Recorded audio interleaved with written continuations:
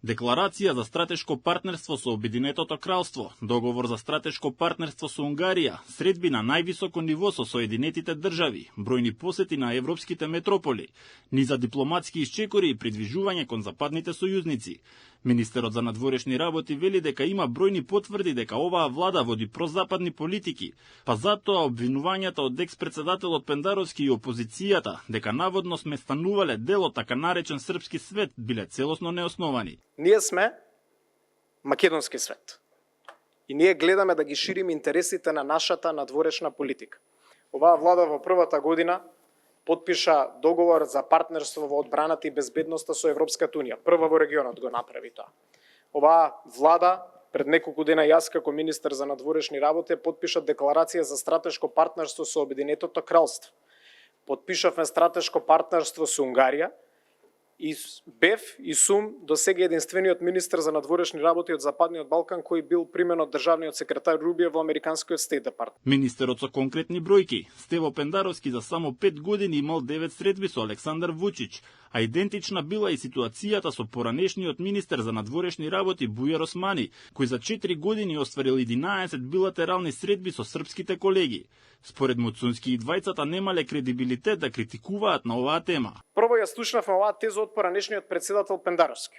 Например, веројатно на јавноста ќе биде интересно да дознае дека во текот на неговите 5 години како председател на државата, најмногу средби имал со председателот на Србија, господинот Вучич.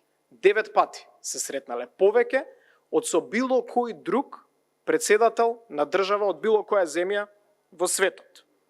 Поранешните председатели на влади од редовите на СДСМ имале над 22 билатерални средби во период од 7 години со нивните колеги од Србија. Активен на оваа тема слушаме и поранешниот министер за надворешни работи господинот Османи.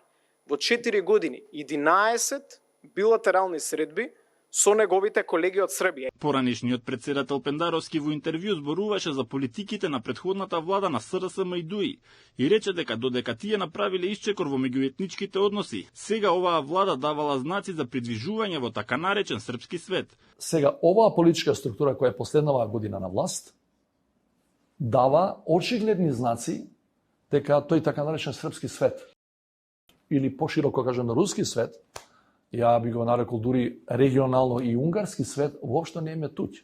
За Пендаровски не може во исто време да се зборува за европски вредности и воспоставување на специјални економски односи со Унгарија, иако таа земја е една од поголемите и позначени членки на Европската унија.